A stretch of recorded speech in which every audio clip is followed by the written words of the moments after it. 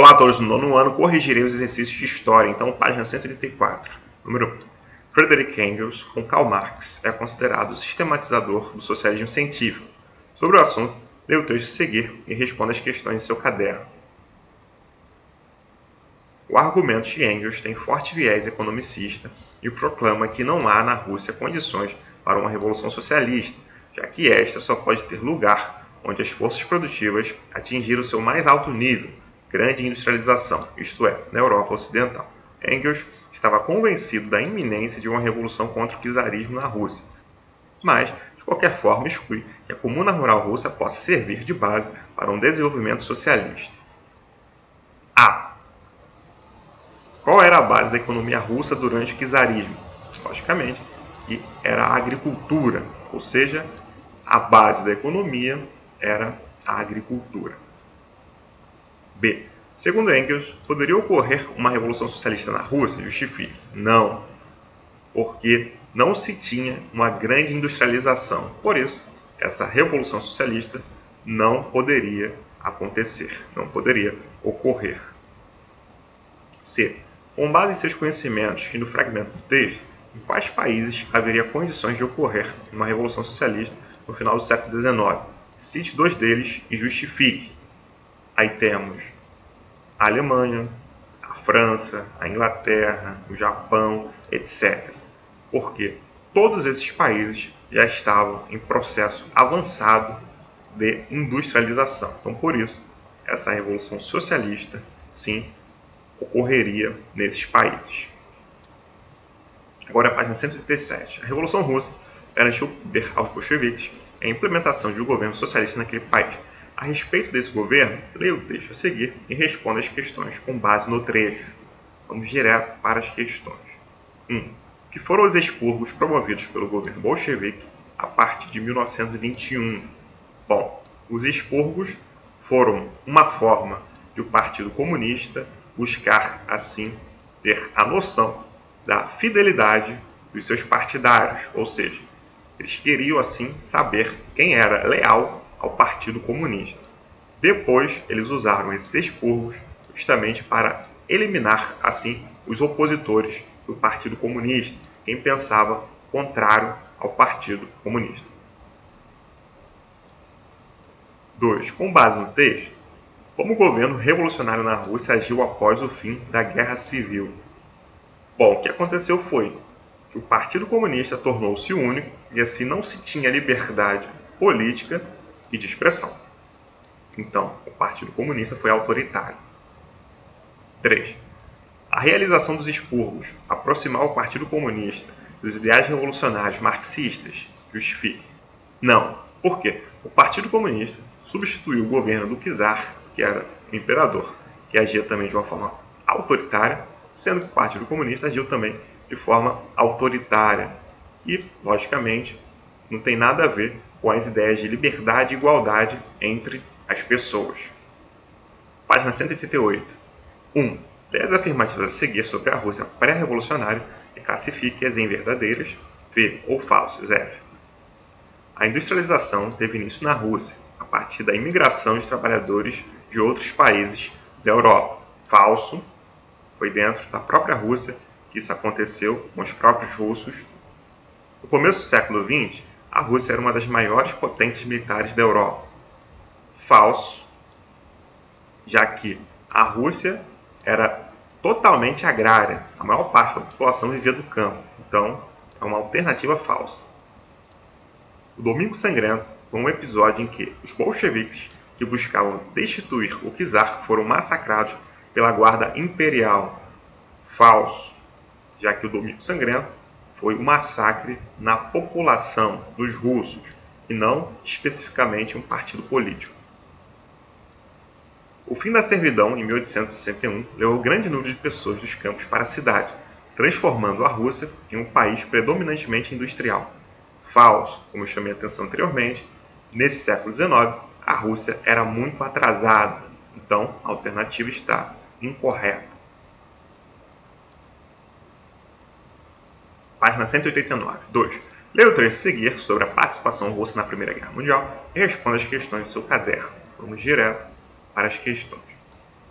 O trecho menciona um desastre interno na Rússia à época da Primeira Guerra Mundial.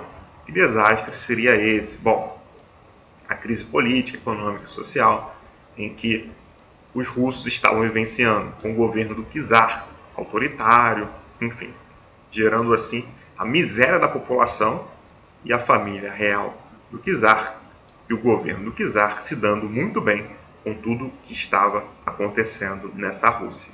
B. Para o general Rusk, por que a Rússia estaria em desvantagem na guerra? Justamente pela falta da tecnologia militar, já que a maior parte das pessoas vivia do campo. C. Qual era a opinião da população sobre a participação russa na guerra? Justifique. Bom, a população não queria participar da guerra porque isso gerava mais impostos ainda cobrados pelo czar, pelo imperador. Então, isso proporcionou posteriormente a revolução que aconteceu, ou as revoluções que aconteceram. 3. No início do século XX, o Partido Operário Social Democrata Russo dividiu-se em grupos bolcheviques e mencheviques. Quais as semelhanças e diferenças entre esses grupos? Bom, os mencheviques acreditavam que mudanças ocorreriam pelas eleições, com o apoio dos burgueses, etc. Os bolcheviques acreditavam que as mudanças só aconteceriam quando houvesse uma revolução do povo. Ambos queriam melhorias para a sociedade, porém, eles pensavam de formas diferentes. 4. O que foi a nova política econômica, né? Bom, com a política econômica aplicada por Lenin, justamente para gerar essa economia assim na Rússia. Então, alguns elementos, algumas características do capitalismo foram assim aplicados nessa forma de agir dessa economia.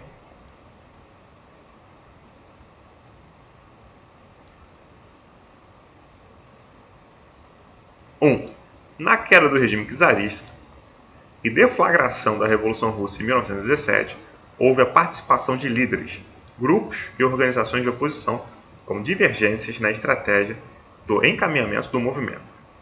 A esse respeito, assinale a alternativa correta.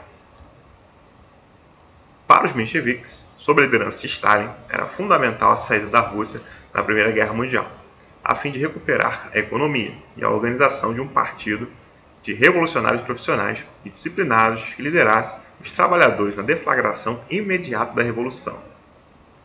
A alternativa está incorreta, porque Stalin veio muito tempo depois disso, então não tem nada a ver Stalin como líder dos mencheviques. B. Para os bolcheviques, liderados por Lenin, a burguesia deveria ser a condutora inicial da Revolução de Outubro de 1917, desenvolvendo o capitalismo e criando condições para a posterior implantação do socialismo. Incorreta, já que, na visão de Lenin, a burguesia não deveria conduzir nada, a revolução deveria ser dos trabalhadores, sem essa participação burguesa. C. Os soviets, conselhos formados por operários, camponeses e soldados, tiveram atuação decisiva na gestação da revolução, mas perderam força, em seguida, com a centralização das decisões assumida pelo Partido Comunista. Correto? Então, os soviets realmente foram esses conselhos, foram muito importantes. Depois, eles perderam o espaço para o Partido Comunista, que agiu de forma autoritária. E, logicamente, a D está incorreta. D.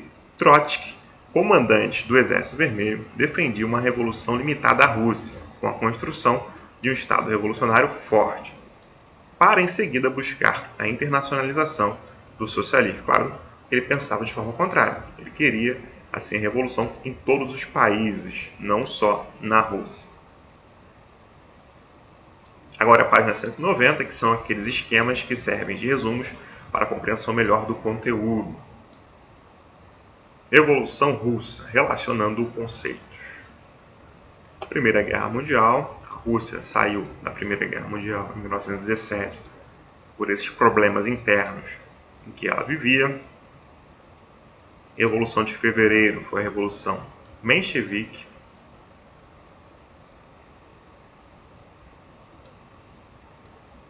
E prosseguindo. E por fim, página 195, desenvolver e aplicar. Tem um pequeno texto e questões relacionadas a esse texto. Número 1.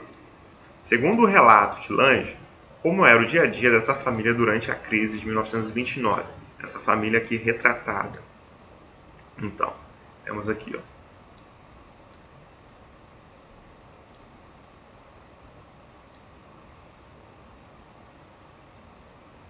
Estavam vivendo de legumes congelados, dos campos, do entorno e de pássaros que as crianças matavam. Ou seja, as crianças comiam legumes congelados, pássaros mortos.